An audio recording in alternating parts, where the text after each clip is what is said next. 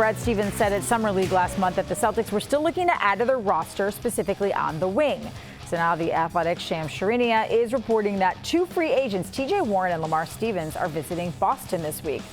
Sharing the Load is presented by the Chevy Silverado. The 29-year-old Warren has a career scoring average of more than 14 points, but has played in only 46 games over the past 3 seasons.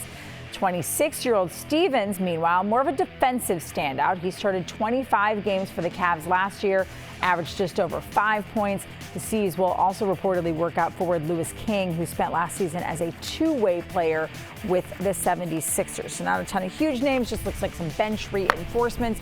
Chris Forsberg, back from vacation, tan and rested, back in his basement. Our Celtics insider, Amina Smith, here with me as well. Who do you think they need more? Do they need Stevens or Warren? Which is a better addition? So I don't know. So I'm a little bit torn here because I do think you have a lot of wing options in-house that you got to kind of figure out if you're going to lean into them, right? So Sam Hauser started great last year, does a lot of what TJ Warren does in terms of making shots and play defense. I know we got hung up on like everyone trying to go at Sam Hauser last year, but he held up pretty good and he was an analytics darling early in the year. Can he be more consistent? I worry that you bring in TJ Warren, you're crossing your fingers on health, and now you're diminishing Sam Hauser's playing time. All that being said, if TJ Warren comes in, that multiple stress fractures that he had in his foot, it looks good. You know, he starts shooting it well. Like, there's a reason to think about it because you can never have too much shooting in the NBA. And then with Stevens, for me, it comes down to this. You brought in a guy, O'Shea Brissett, already this offseason, who's sort of an energy guy who doesn't play a ton of offense. And so I think there's a little bit of redundancy there. I do love what Stevens does in terms of like his mindset.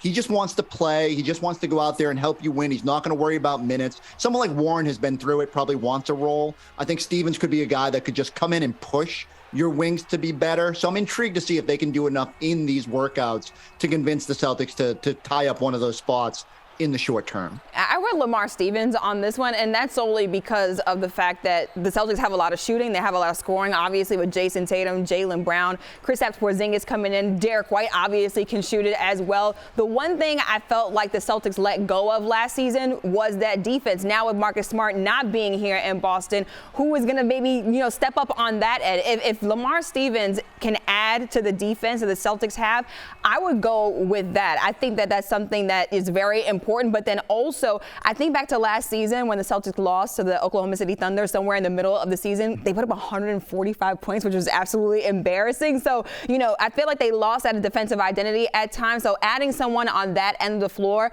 I feel like would be beneficial. Yeah, that was who I was going to choose also, Stevens, for the exact same reasons that Amina chose that. And also with a TJ Warren, if you think Sam Hauser and even Peyton Pritchard can be scorers for you, then you have so much scoring. Are you going to be able to find time and find a role for him? And obviously the injuries are a concern as well. All right, but let's be honest. They already have some really good wings on the roster in Jayson Tatum and Jaylen Brown. The two have been working on their game together with these pics posted from workouts with Tatum's longtime trainer, Drew Hanlon. Okay, so you have Jayson Tatum and Jaylen Brown, I believe, Amina, working out together and posting pictures of it and correct me if I'm wrong, Forsberg or Amina, but I think this might be one of the first times that in the summer we have seen the two working out together. Jaylen Brown has his contract. Jayson Tatum knows he's going to get paid. For the first time in a while, and I know it's just a small thing, but I'm like, maybe these two really can get along, and maybe them working together in the offseason, maybe we finally get over that championship hump.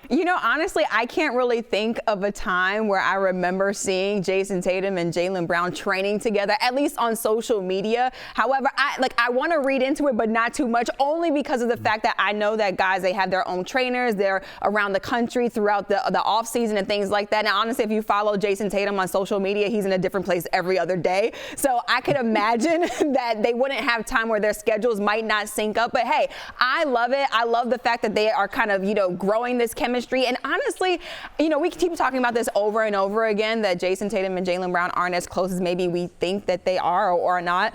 I think that think they're really cool. I just think that, during the offseason, you might want to just have your own thing. Do your own thing and train with your own guys. Drew Hanlen trains a lot of guys around the NBA, so I'm not surprised to see Jayson Tatum and Jaylen Brown doing it together. I will say this, Forsberg, with Brown working out with Hanlen trains a lot of top-notch, high-end talent. And so to see Jaylen Brown working out among all the best of the best, that tells me I feel like every year he does something to raise his game to the next level. And this does make me think that he's not complacent about the contract he got.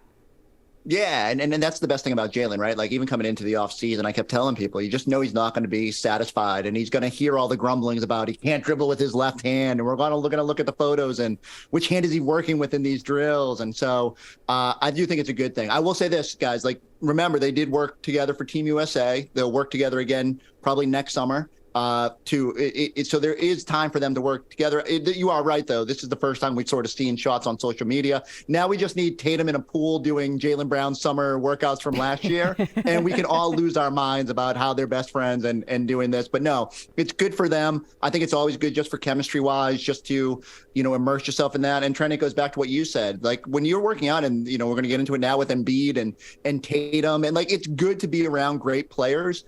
And that's why I love Olympic years, because that rubs off on these guys. They have to absorb some of that, and being around great players makes you better. Well, Chris, one of the great players they were around was Joel Embiid. There is a picture floating around on social media of Jayson Tatum kind of in Joel Embiid's ear. I mean, he probably was just talking about normal basketball things, but you have said on this show before that you're saving those chips. You don't want to go all in on a Dame Lillard, but maybe a guy like Giannis Antetokounmpo or Joel Embiid.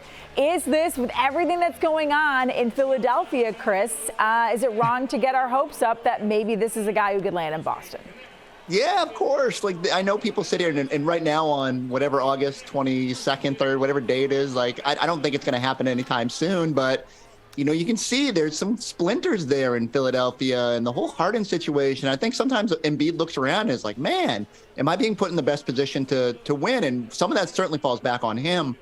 But when the best center in the NBA, or I don't know if I can say that because Jokic is pretty good too, but when one of the best players in the NBA is potentially available down the road, you have to have your best guys, just reminding him, hey, if you ever need a spot, we have the chips to make that happen. So not bad for if Jayson Tatum and Jaylen Brown ever want to just whisper in his ear, maybe even during the middle of a game when the Celtics are just dominating the Sixers like they always do. I love the picture of Jayson Tatum and Jaylen Brown, but the real tea is really the picture of Jayson Tatum and Joel Embiid, because that's where I'm here for all the rumors. I'm here for all the speculation in the comments. I was literally scrolling through and I was like, a bunch of Celtics fans under there to like, tell them to come to Boston. I'm like, I'm here for it. I love it.